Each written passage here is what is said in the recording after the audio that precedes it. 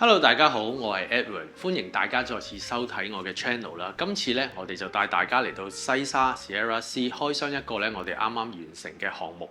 而呢個項目嘅業主呢，都係一對年輕嘅夫婦啦。咁佢就好中意戶外運動嘅，當中啊包括釣魚啊、潛水啊、滑雪等等啦。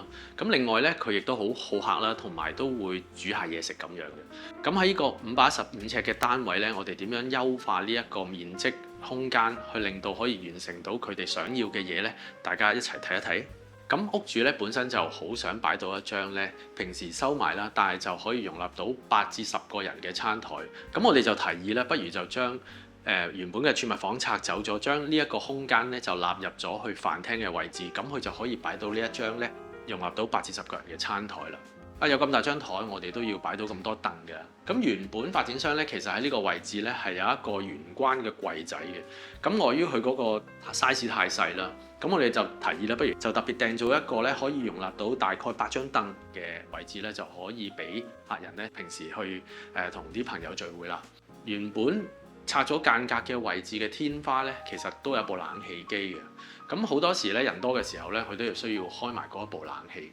咁但係凹入去嘅位置咧就唔係好美觀啦，咁我哋就提議咧用一個格柵嘅條紙啦，去做翻呢一個天花啦。咁同時我哋亦都揾咗一張咧類近嘅長凳咧，去迎合翻成個設計嘅感覺。咁我哋一入門口入嚟嘅時候咧，就會變成一個焦點嘅位置。咁同時咧就做翻一個薄櫃咧，就放翻一啲酒杯，等平時咧人多嘅時候就可以方便啲，唔需要出出入入。拆除咗間隔之後咧，就可以完全迎合到咧客人嘅生活啦，同埋佢好客嘅要求啦。第二樣咧需要優化嘅地方咧，就係業主好中意烹飪煮嘢食噶嘛。咁原本開放式嘅廚房咧就會有油煙嘅問題，咁我哋就做咗一套去趟門咧去解決呢一個問題。咁但係點解我哋會用3趟門就唔用2趟門呢？如果2趟門嘅話，我哋就唔可以好靈活咁樣咧做到兩邊出入。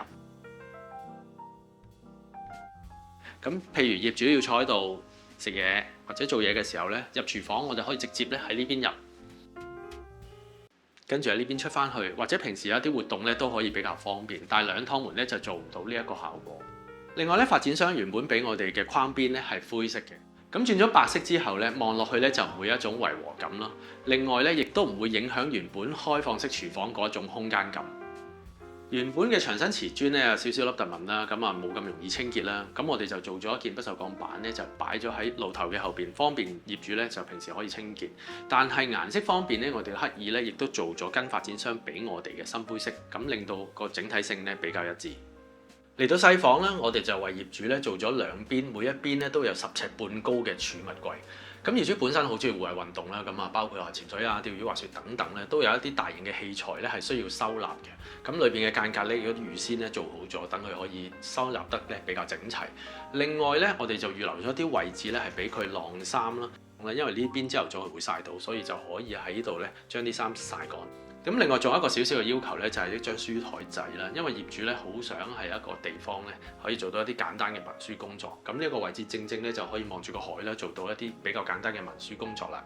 主人房咧，我哋就做咗一套咧地台床咧，同埋一個高身咧都有成10尺半高嘅衣櫃咧去做呢個收納嘅。咁顏色方面咧，我哋刻意去做翻呢一啲大地色通咧，跟翻原本發展商類近嘅顏色，同時咧亦都可以呼應翻整個設計嘅要求啦。